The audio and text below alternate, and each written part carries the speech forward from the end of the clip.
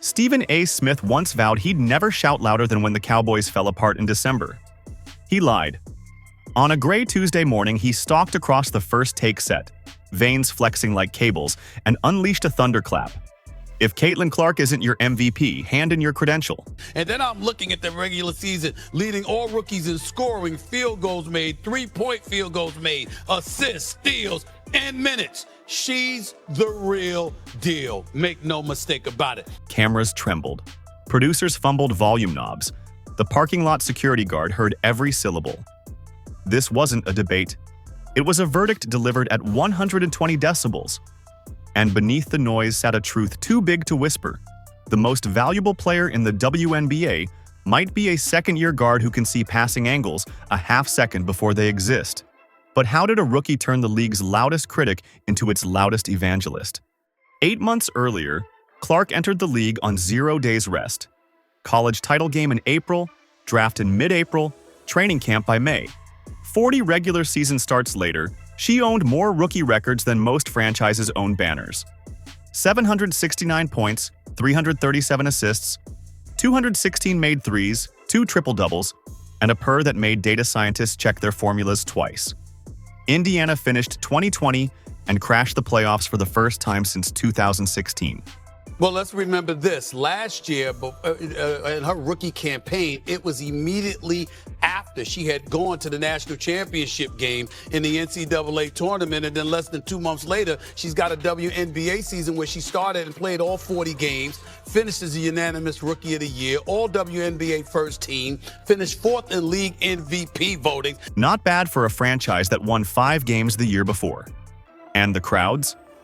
Fever home gates rocketed to 17,000 a night, triple last season, while the league itself logged a 48% attendance jump and 154 sellouts, numbers unseen in 22 years. Clark wasn't just winning games, she was rewiring the scoreboard that measures relevance.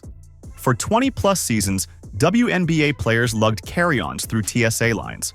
2 weeks after Clark's debut, the league committed $50 million to full-time charter flights, an overnight upgrade players had begged for since dial-up internet. Network execs followed the money. Indiana's road games migrated to NBA arenas.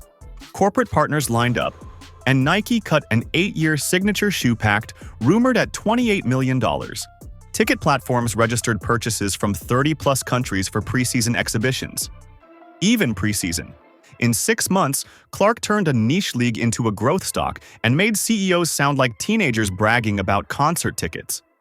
But spreadsheets don't vote for MVP, so what does the basketball evidence say? I just think that she's elevating the profile of women's sports in a way that most women should deeply, deeply, deeply appreciate. She's a phenomenal player. She's a phenomenal shooter. I call her the Steph Curry of women's basketball. The Vegas books opened 2025 with A'ja Wilson at the top of the futures board.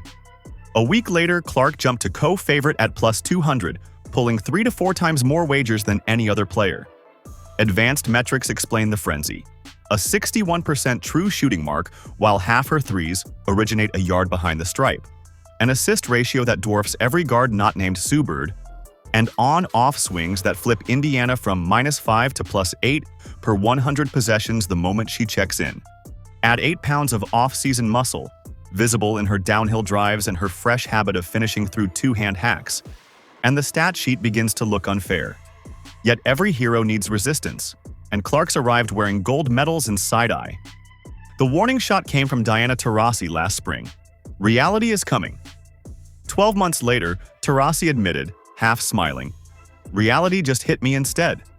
But the bigger slight landed when USA Basketball left Clark off the 2024 Paris roster, explaining behind closed doors that the media circus might swallow limited bench minutes.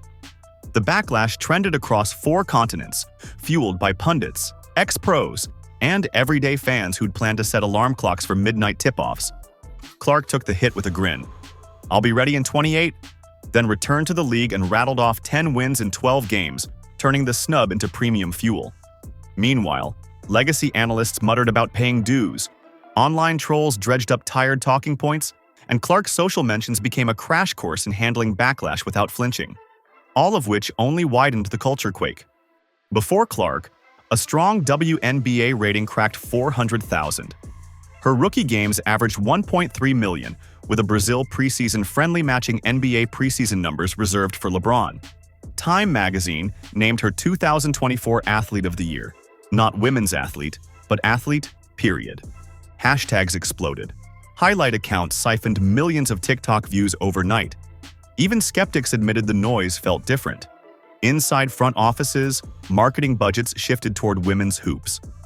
Outside, 8 cities submitted formal interest in WNBA expansion, citing the Clark effect in pitch decks leaked to reporters. The sport's center of gravity was tilting, and Indiana found itself at the epicenter. So what new tricks did Clark bring to Season 2? Off-season mornings in Indy, Clark logged 2-a-days with new coach Stephanie White, an alum who still bleeds fever red. White tore last year's playbook in half and installed a motion scheme built on quick brush screens for Clark to Boston pick and pops.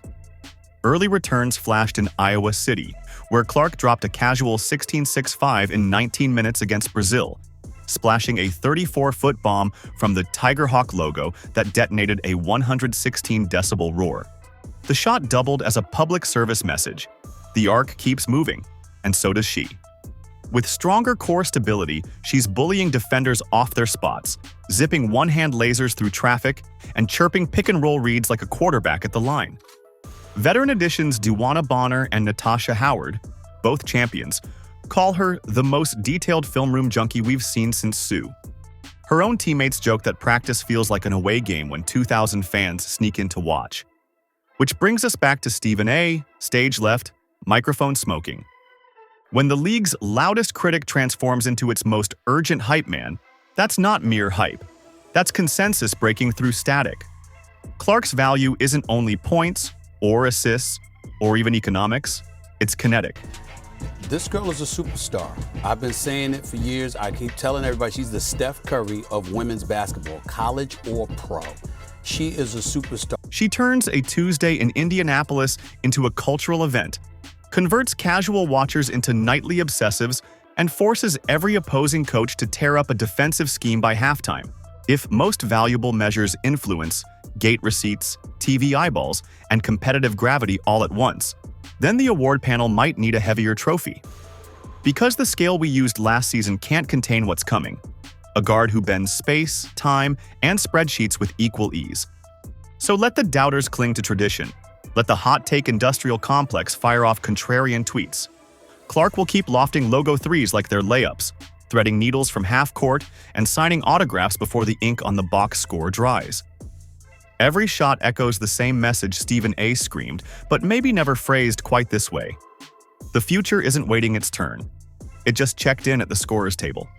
If you believe the MVP race ended the moment she crossed half-court, drop Caitlin for MVP below, smash that subscribe, and brace for the takeover. Because this story, it's only in the second quarter.